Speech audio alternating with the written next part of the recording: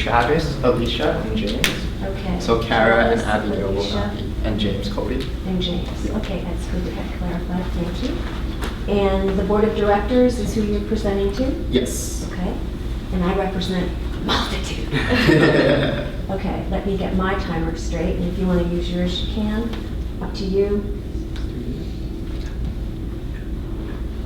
And I'm going to see how good my phone is at recording, if you'll wait a second so I can hear you all later. Okay, when you're ready. Hello everyone, my name is James Cody, and with me are Alicia and Travis, and we are from the IBECC Consulting Group.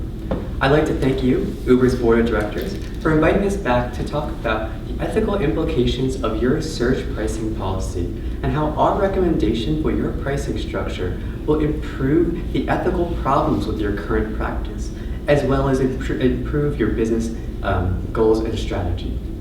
Surge pricing, where a multiple of base fares are applied, or multiple is applied to base fares in times of high demand, has been a successful way for you to overcome the inefficiencies of the current taxi market, as well as attain a profitability advantage over your competitors.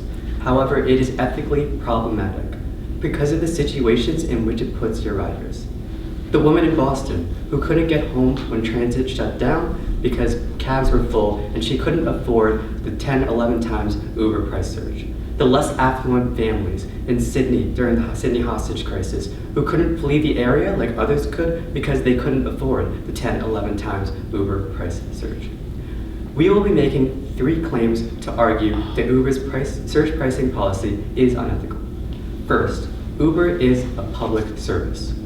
Second, Uber is not playing fairly by practicing a policy of exclusionary pricing.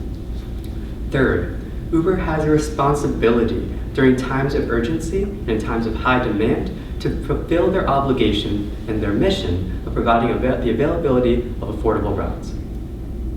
Transportation, as reliable as running water, everywhere for everyone. This is your mission statement. It doesn't beat around the bush.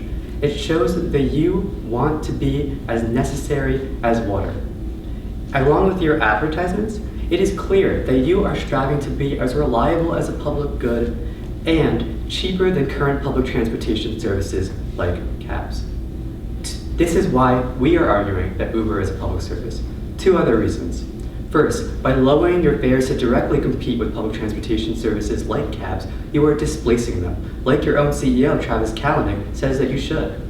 San Francisco's yellow cab service recently went bankrupt, citing your business as a reason that as a threat to their business.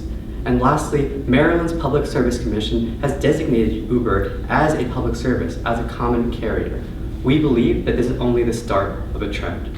Uber is a public service. Travis will now talk about the ethical implications of that designation for your pricing policy. Thanks, James. So while Uber started out as a luxury black card business, when it started, it was able to charge whatever price it wanted for its services with no ethical ramifications. But now that your company is acting like a public service, it now has new ethical obligations. And let's just take a look at the current surge pricing multiple and the method with which it's used. The current goal is the idea that during times of need and high demand, that by pricing by a multiple, it will remove frivolous trips from the market and expand the supply, allowing people who need to get somewhere to go there. However, in practice, this is not how the system works. Instead, the system does not price out trips, it prices out segments of consumers. By multiplying fares by something like 9 or 10 times, it doesn't matter if your trip is valid or not, whether you need to do it or not. If you can't afford a surge multiple, you're simply not going to be able to take a trip using Uber. And we believe this is unethical under the idea of fair play. Fair play is the idea that when an actor accepts this benefit, they also accept a responsibility to the contributor of that benefit. And Uber, acting as a public service to the entire market, is accepting benefits. It's especially from the less affluent consumers.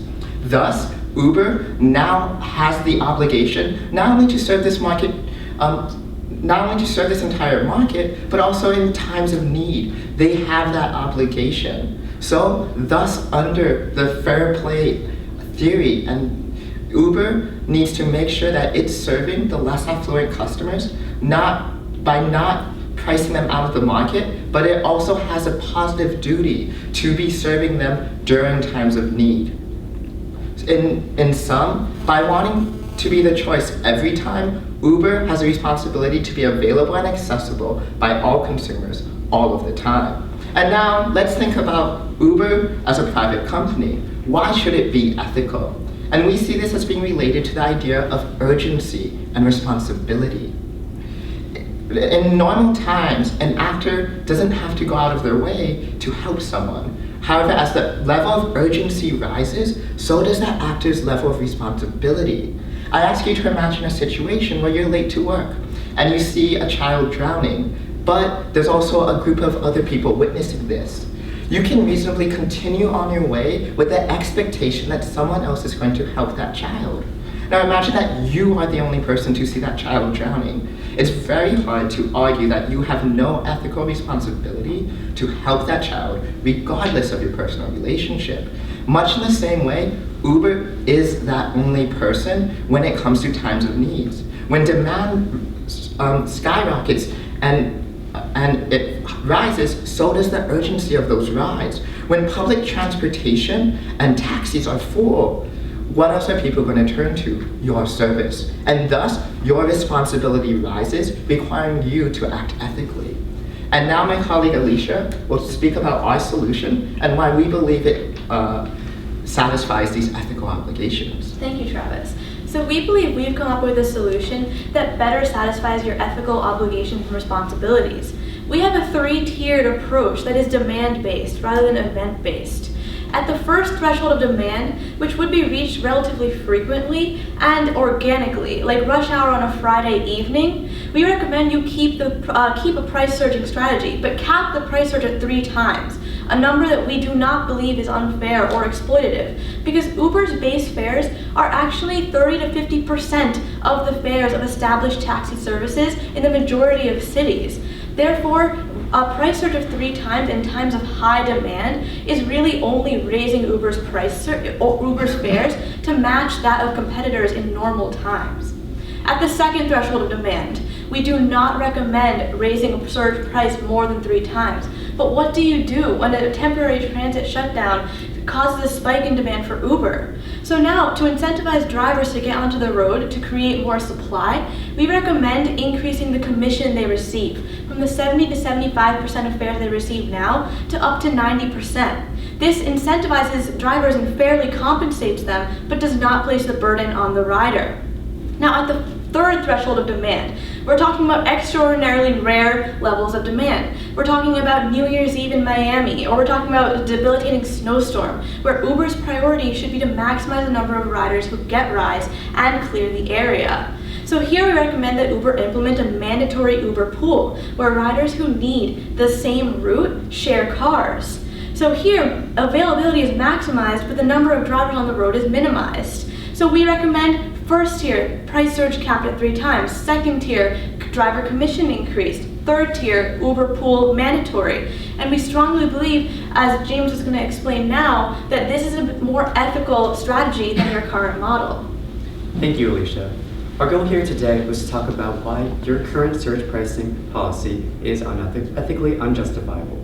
Our solution is justifiable because it allows fair play for your less affluent customers when you've accepted the benefits of servicing the entire market as a public service. It's fair for drivers since it incentivizes them to go into areas of potentially dangerous areas, in areas of high demand, by increasing the commission when those demand levels are reached.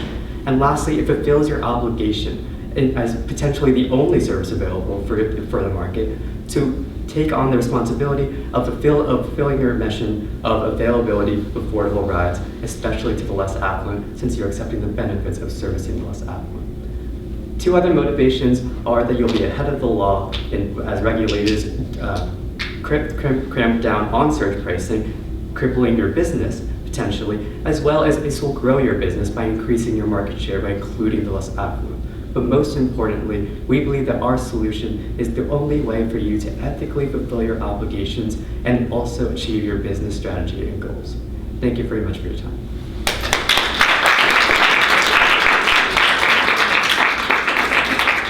Thank you very much. Thank you.